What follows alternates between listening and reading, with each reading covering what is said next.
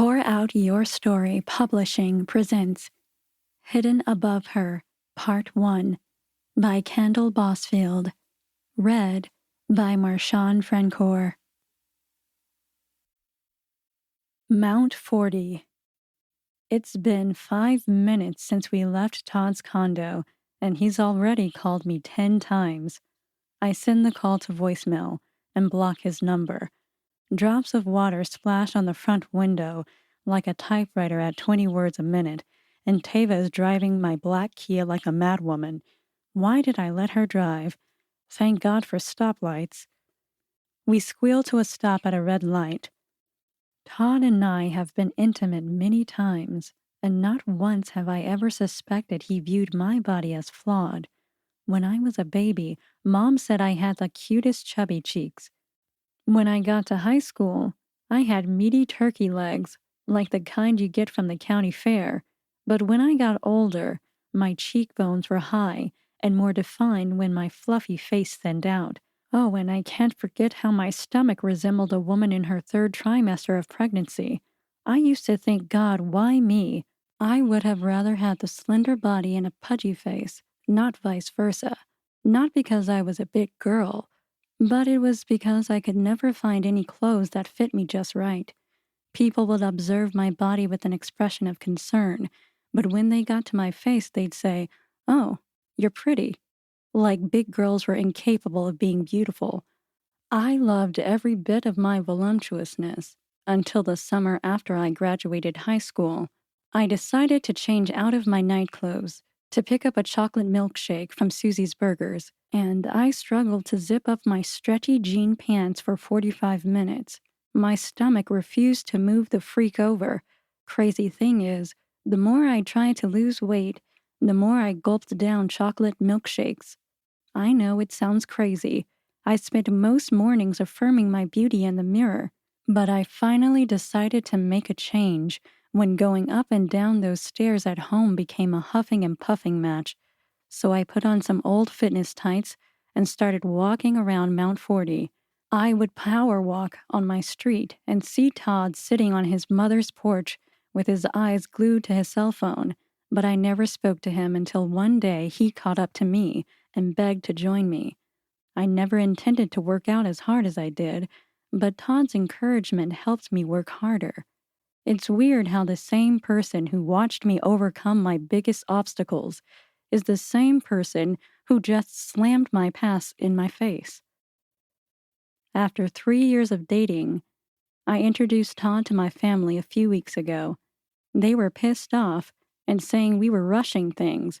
I tried to convince them that Todd was the perfect man to marry, but they acted like accepting him was like allowing a deer to join a pack of wolves. After what happened today in Todd's apartment, I expect a machine gun of I told you so accusations to shoot my way. Shit! Tava shouts. I meant to pour magnesium in his sugar. Sam, stop tripping. I'm going to roll up a big fat-ass blunt for us. That's one of the reasons I love her. Todd cheating on me is like Todd cheating on her, and it gives me comfort that I'm not going through this by myself. No thanks. You know I don't smoke, I whisper. Tava, stop! I step on the imaginary brake pedal on my side, and the blood rushes through my foot. The tires skid to a complete halt, and an old man steps off the curb, holding an old woman's hand a few seconds into our yellow light. They slowly stroll across the street with an umbrella. Oh my God. I really have to cancel my wedding. My tough exterior tumbles. I am bare and exposed to every bit of my reality, and it's sitting in my chest. I inhale grief and exhale life without him.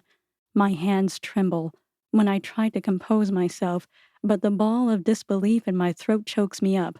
My sobs resemble a 3-year-old little girl who fell off a bike and busted her knee. Only it's my heart that's busted. My tears overwhelm the napkin so much that my shirt saturates in 2 cups of warm, salty disappointment. But worst of all, I'm confused because I don't know if I'm more distraught over Todd cheating, the fact that I didn't know he did drugs, or my canceled wedding. To be honest, my dream wedding exceeded the love I had for Todd. which is horrible because once the honeymoon was over, there wouldn't have been anything left to keep me thrilled. But I can still hear my mother say, "Symphony, I don't want you out there sinning. Get married, give me some grandbabies, and do things the right way." I'm more upset with myself that I had to go through this to realize he wasn't the one at all. It's like I purposely ignored the signs, and I wanted to walk down the aisle for what? To please my mom and dad? They wanted me married, but not to him. Sim, don't cry. I would kill to be a size 6. You should be proud of yourself, Tava says, with her free hand rubbing my back. That's not it. Do you know how long I've dreamed of wearing a wedding dress? I never thought Todd would have done this to me. I didn't give up my virginity so he could throw me in a pile of old clothes on a chair. Thank God I always made him wear a condom. I never wanted to be the girl that got oopsie-poopsie pregnant by accident. Tava has a devilish smile and says, "Well, if it makes you feel better, unfortunately, you can't wear a wedding dress now, but Todd can't wear his expensive suits anymore." Why? I cut the arms off every single dress coat and shirt in his closet. That's what you were doing in there? I snicker and blow my nose hard into a tissue. She nods. One thing Tava can't stand is a cheating man. Her ex-boyfriend, John John, is probably somewhere still recovering after she cut him last year for cheating on her. I bet she wishes she never gave up her virginity to him, too. I lost my virginity a lot later than my friends in high school because I'd been groomed to believe sex before marriage was a one-way ticket to hell. It's in the Bible, my mother used to tell me. The stories kept changing over the years, though. She told me if I had sex before marriage, my vagina would fall out, and the government hadn't found a cure to help all the fallen vaginas of the world. But in the 5th grade, I found it was a lie after I watched a sex education video in class.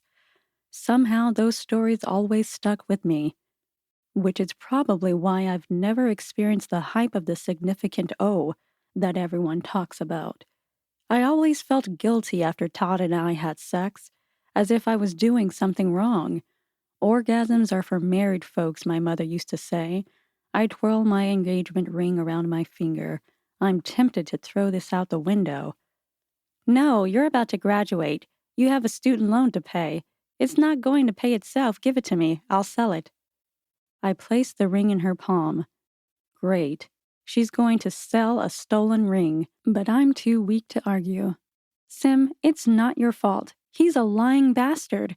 I should have peed on his bathroom plant. But believe me, you're going to find somebody better looking, and Todd will be crying alone in a corner somewhere, she says, turning the steering wheel. Right now, I want to lie under my blanket and eat red vines. I'll finish packing later, I say, sucking in the fresh rain smell. Cash is going to flip when he hears about what happened. I bet Cash secretly still loves you, Sim. Maybe all this happened because you're supposed to be with him. She passes me an optimistic side-eye. Cash would be surprised about what happened today, but we're strictly friends. I'm like one of the guys. I know about the money-hungry groupie girls who stalk him when he's on tour. It took us a while to get where we are. Why ruin a good thing? Plus, I'm starting to think there's no such thing as fate. Why would fate want me to feel this way? Maybe I'm not meant to be with anybody. Maybe I'll be alone forever. Wow, that's depressing. But I'm pretty sure if I left you in a hotel room with Justin Timberlake or Thomas Q. Jones, you'd be back in love and pregnant before sunrise. Well, that's different, I say with a grin. That's what big sisters are for, right? Even on my worst days, she can force a smile out of me. She has this mischievous look on her face. Since we both don't have a man now, how about we do things the old-fashioned way? Tava, what are you talking about? Remember when Mom told us about asking God for signs?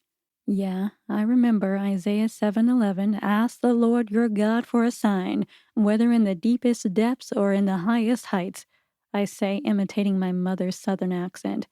How about we ask God to have our future husbands give us a gift? That way, when they give it to us, we'll know it's meant to be. It's like a stamp of approval, right? From the big man himself. She wiggles her eyebrows.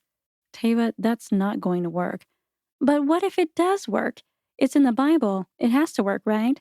God is saying we can ask for whatever we want, no matter how big, no matter how small. Feel me? I don't know, Tava. I watch tree after tree along the sidewalk as the radio plays the same damn rap song for the millionth time this week. I would ask God to have my husband present me with flowers. No, not flowers. That shit's too easy. What about honey mustard pretzel pieces? I clear my throat. You must be hungry. Hell yeah, I'm hungry. I would have sex with honey mustard pretzel pieces, but the shit might burn. Feel me? So what would you want your future husband to give you, Sim? I squeeze my eyebrows. I try not to envision Tava sticking a pretzel piece up her vagina and try to shake the image out of my brain. Even though I'm almost positive I'm cursed, I'll humor you. How about a 1930s 14-karat gold music box with a gold horse inside? I say, playing her game. She looks unimpressed. Hey, you asked. Oh, and it has to have my initials engraved and play a song I recognize, I say to make things more difficult. Sim, you don't know any songs from the 1930s. Exactly. I'll be on my third marriage by the time you get all that, Tava says, laughing. I shake my head. If you're on your third marriage, that means you're not waiting on those pretzel pieces to come. Don't make me laugh. I'm still mourning my love life. I hate this feeling. I spin my anxiety ring as I watch the trickle of rain stop. We drive up the long concrete road to the neighborhood called Mount 40. The name comes from the 20 old Victorian-style homes on both sides of the street. The only other way out is if you keep driving straight through. Mount 40 is 1,000 feet high from the ground on the side of the I-5 freeway. It's the length of a football field, with manicured lawns on the flat surface of a mountain. Its location is right outside of Sacramento, which is the place we refer to as the city. My father's construction company, which he took over from my grandpa, helped build this place way before I was born. Everybody knows each other, and a lot of the neighbors spend a lot of time competing against each other. Like Mrs. Wallace had her landscaper sculpt 3 panda bear faces out of her bushes on her front lawn. The next day, Miss Evelyn next door had her landscaper make her a huge panda bear too, except her panda bear bush laid on his back, playing with a massive bush ball. Dad thought it would be funny if he paid the landscaper to sculpt our bushes into a middle finger at the petty nonsense, especially after Miss Wallace bought a state-of-the-art fountain with a panda bush on top. She put it right smack in the middle of her lawn, and at night, the blue illuminates behind the fountain water. My dad and Sheila's husband from across the street were the only 2 guys on the block. Mrs. Wallace had a husband too, but no one's ever seen him. Almost every house on Mount 40 has a bunch of middle-aged single women with dogs who hump on trees or their owners. Oh, and they have funny-looking cats, too. One time, I caught a furless cat watching me outside my window with huge, wrinkly egg eyes, and he watched me change out of my shirt, pervert. Back to what I was saying, the women on Mount 40 are vultures, always flirting with my dad, and they always try to get him to come into their houses to fix something. But my dad would always send one of his workers over instead. No wonder why Mom doesn't attend the Friday night book club. During the holidays, people come from far and wide to tour the neighborhood, especially around Christmas. People come to view the extravagant light shows and gigantic custom reindeer on the front lawns, and that's a competition too. I look up at our 2-story brick house. My bedroom window is slightly open upstairs. Thank God. It can get blazing hot in my room. There is a woman parked across the street, in front of Cash's mom's house, in a red Volkswagen Beetle. She has pale skin, long black hair, and black shades. She's standing between the driver's side doors with her hands in her brown trench coat. But why is she staring at our house? Tava turns the steering wheel and parks on the sloped driveway in front of the garage. We're used to people coming to see the old Victorian-style homes during the Christmas season, but it's February, which makes this totally out of the ordinary. Tava says, "Who is that?" I say, "I remember that red buggy. I don't know who she is, but I saw her last year from my bedroom window, doing the same thing, just standing and staring from across the street. Creepy. We've been parked a few seconds and the lady hasn't budged. It's like she's in a daze or something. Tava hops out of the car, stands on the sidewalk, and yells across the street, "Excuse me! Why are you staring at my house?" Both hands shoot out of her jacket pockets, startled. She quickly jumps into her red buggy and drives off in a hurry. Tava shrugs her shoulders and looks back at me. She says, "What the fuck was that about?" I scratch the back of my head. I have no idea. I stand between the passenger side doors with my elbows on the hood of the car. She says, "That's weird." My email notification rings, and I slide my finger over the screen. The Hollyview Network. "We are excited to offer you the celebrity news anchor position with our company." I whisper and look at Tava. Our bubblegum eyes pop open. On the verge of excitement, I pause when the notification bell rings again. It's from Professor Finwall. Tava screams, "I'm so proud of you! Congratulations!" I click on the email. It reads, "I'm sorry to inform you that you have failed the journalism final examination. As a result, you are required to repeat this class." Today couldn't get any worse. I melt into devastation and humiliation at the bottom of a bowl of failure. Not even getting the job offer could turn this day around, especially because my future depends on passing that class. Anxiety pulls hard with each breath I gasp. "Tava, I thought you talked to Professor Finwall," I mutter. Tava walks around the car when she sees the look on my face and reads it. "Oh, shit! You didn't pass?" she asks. A few months back, Tava came to visit me at school. She stood at the door entrance waiting for me. Professor Finwall's googly eyes stared at Tava for so long they almost caused a scene. When I didn't pass the exam, I used that moment to my advantage and told Professor Finwall Tava was interested in him. Then all of a sudden, he told me he made a mistake with the grading process and allowed me to retake the test the next day. But I didn't get my results until now. Tava swore if I ever auctioned her off again, she would chop off my hair in my sleep.